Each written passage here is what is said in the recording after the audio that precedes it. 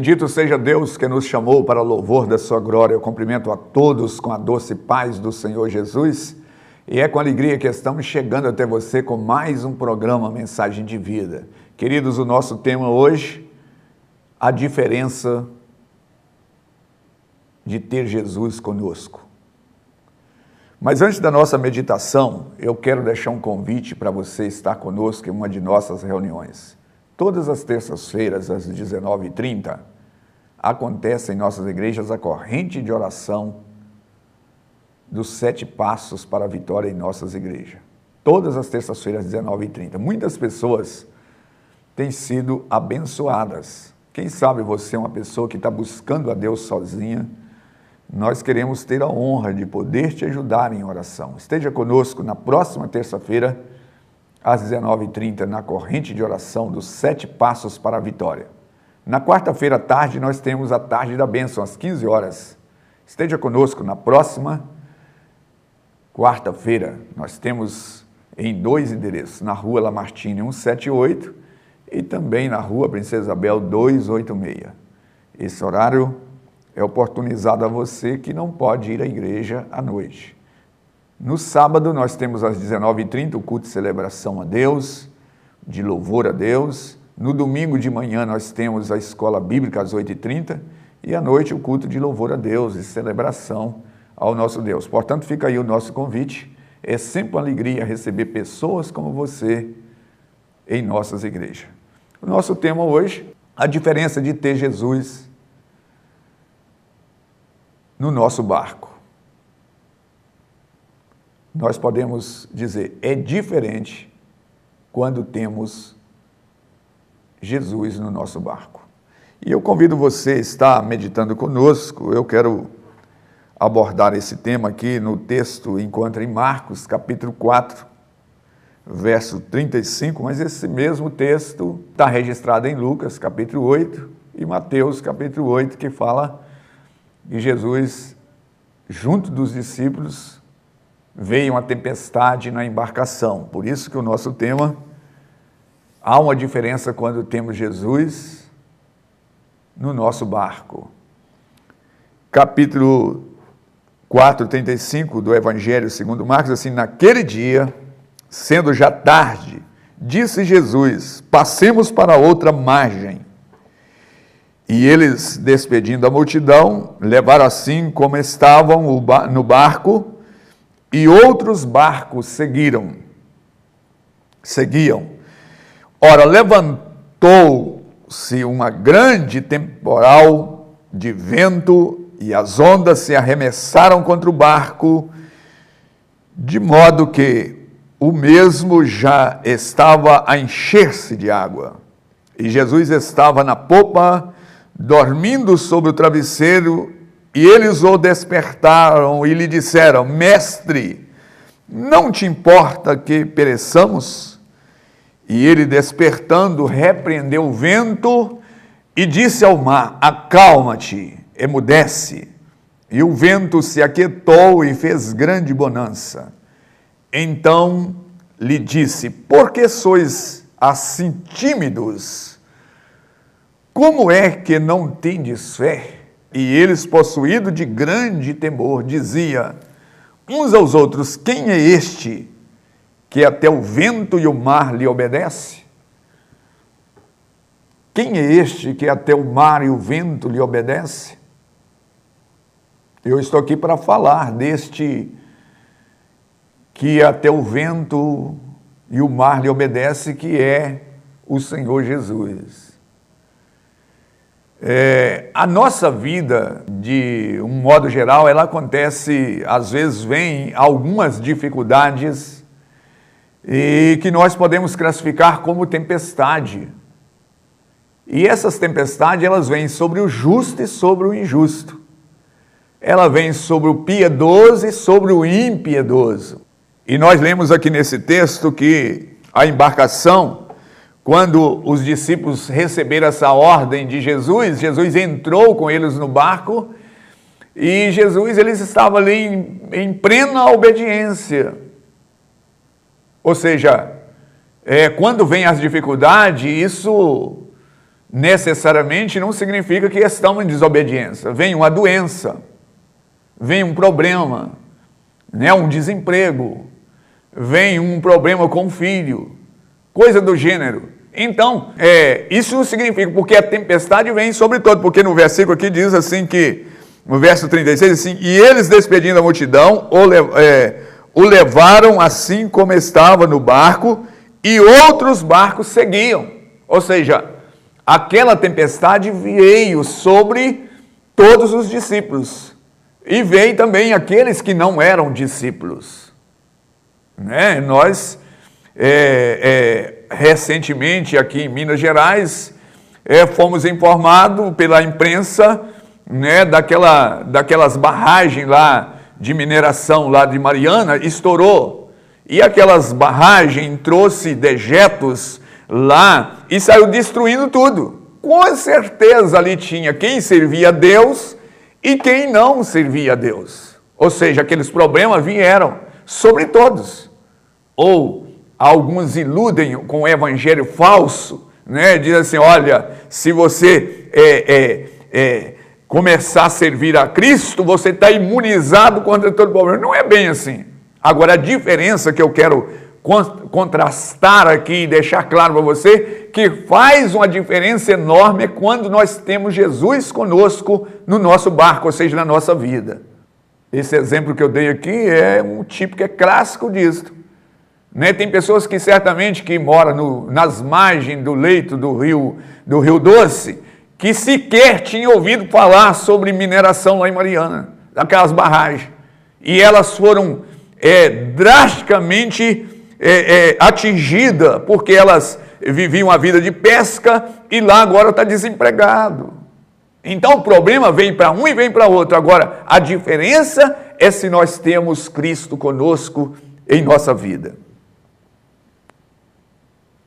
E esse texto aqui, quando Jesus estava ali, tranquilo, agora veio os discípulos, ficaram com muito medo. A Bíblia nos fala aqui que eles ficaram atemorizados. Certamente eles já tinham usado de todos os recursos humanamente falando para tirar aquela água, e a água só subindo, a água só crescendo dentro da embarcação, e eles certamente pegam uma coisa, pegam outra, joga quem sabe as bagagens fora para ficar mais leve, mas tudo que estava ao alcance eles fizeram, humanamente falando.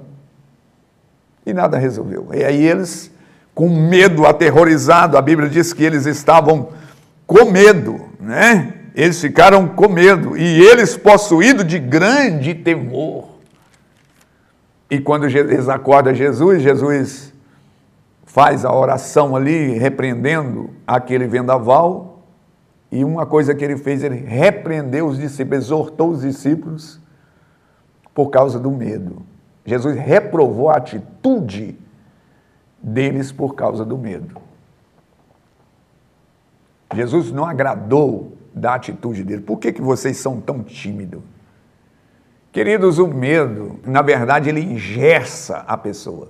Eu não estou falando aqui de um medo que a gente toma precaução contra certo tipo de coisa. Por exemplo, você que está me assistindo, vamos imaginar que o seu vizinho tem um pitbull daqueles, né, muito forte, e ele solta. Aí você está lá, não, eu sou tranquilo, vai enfrentar o pitbull, o que ele vai fazer com você? Vai se estraçalhar.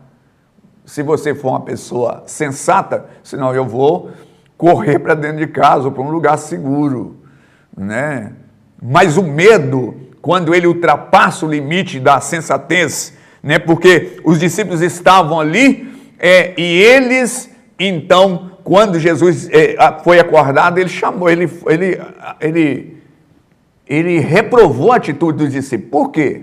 Porque o medo, na verdade, ele faz uma das coisas que eu quero abordar aqui, que quando nós temos medo, nós rejeitamos até a ajuda de quem pode nos ajudar. A primeira coisa que eu quero abordar aqui, e isso é um fato. Às vezes nós vemos a pessoa que vai nos ajudar, uma amiga, como inimiga. Nós passamos às vezes. E começamos a tratar a pessoa, porque os discípulos trataram Jesus de uma maneira né? Até com rispidez. Eles falaram com o Senhor: Senhor, não te importa que nós estamos aqui perecendo? Ou seja, nós estamos aqui morrendo e o Senhor aí tranquilo? Em outras palavras, pega um balde aí e começa a tirar. Né? Em outras palavras, faça alguma coisa. Então, o medo nos leva a agir dessa maneira com as pessoas que é amiga, pessoas que vão nos ajudar. Eu conheço pessoas que nunca entrou para um relacionamento para casar, sabe por quê? Porque ela tem medo de dar conta. Ela tem medo das pessoas, ela se arma contra as pessoas. E às vezes a pessoa está quando aproxima a pessoa, ela afugenta, ela foge. Então o medo tem essa potencialidade de fazer com que nós ficamos engessados na vida. E Jesus não queria que os seus discípulos agissem dessa maneira. E Ele não quer que nós, como seguidores, ficamos com medo, né? Perdemos a bênção porque nós nos armamos. Às vezes as pessoas querem nos ajudar, nós ficamos com medo daquela pessoa ser do mal. O medo também, ele tem outra característica de uma pessoa medrosa aqui, é quando a pessoa, quando ela tem medo, ela não fica feliz de ver a outra pessoa tranquila. Ela quer colocar a outra, se ela estiver aflita, ela quer que a outra pessoa fique aflita, igual ela fica aflita. E nós vemos aqui que Jesus estava dormindo, e eles viram Jesus tranquilo, dormindo. E eles então, o que eles fizeram? Vão lá acordar o mestre. Vamos lá chamar o mestre. Vamos lá inquietar a pessoa que está aflita e quer que todo mundo fique desesperado com ele. E eu já vi esse filme, e você que está me assistindo certamente já viu, a pessoa que é atormentada quer que todo mundo fique atormentado. Às vezes a pessoa dá um diagnóstico de uma doença, e ela fica tão atormentada, né, com o diagnóstico, às vezes nem é dela, de um ente querido, ela fica atormentada, e o outro que está em paz, ela quer que a outra também fique aflita como ela. Então isso é muito natural acontecer, porque a pessoa que está nesse estado de medo, o medo leva a pessoa a agir dessa maneira. A pessoa que tem medo, por isso que João escrevendo, ele diz assim: a verdadeira fé lança fora todo medo. Então os discípulos estavam medrosos ali, e Jesus repreendeu aquela atitude deles porque eles estavam com medo. Eles deveriam ter agido e repreendido. Eles perderam uma oportunidade tanta de poder estar agindo ali e repreendendo aquele vento, repreendendo aquele mar que estava em turbulência. Jesus levantou, repreendeu e veio a bonança. Então o medo tem esse poder. Jesus não quer que nós sejamos tímidos, não quer que nós sejamos pessoa covarde. Ele quer que nós sejamos pessoas ousadas no espírito. Então os discípulos, eles estavam nessa condição, e Jesus reprovou a atitude dele. Agora, quando nós estamos com fé, nós começamos a ver as coisas diferentes. Nós começamos a ver a bonança, começamos a ver as coisas por outro ângulo. Por outro ângulo.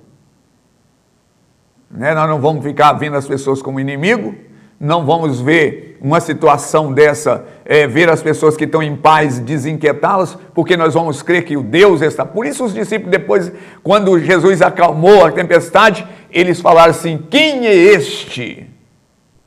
Uma das coisas que o último ponto que eu quero falar para você, uma das coisas que o medo faz também, é a gente esquecer de tudo o que as outras pessoas fazem por nós, o que Deus fez por nós.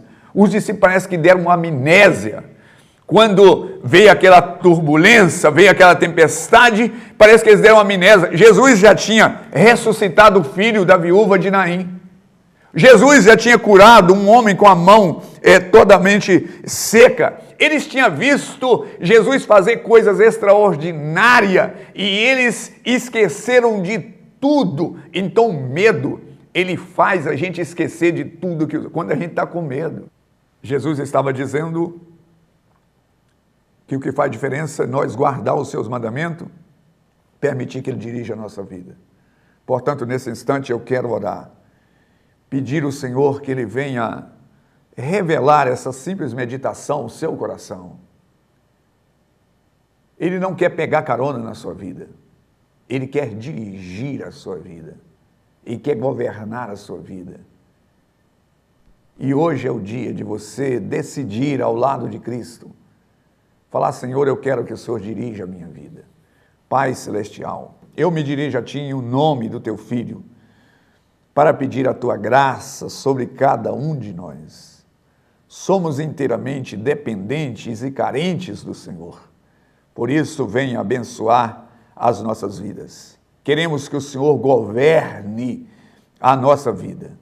E quando as tempestades vierem, nós possamos ter a palavra do Senhor para guiar e que nós possamos ser ousados, ser corajosos no Espírito para repreender e saber que o Senhor está conosco é maior do que todas as tempestades. Eu oro a Ti, Senhor, em o nome de Jesus. Graças a Deus, nós estamos chegando ao final de mais um programa Mensagem de Vida e eu quero reforçar o convite que eu fiz a você no início da nossa programação. Toda terça-feira nós temos reuniões às 19h30, na quarta às 15 horas, no sábado às 19h30, no domingo de manhã às 8h30 e às 19h30 no domingo.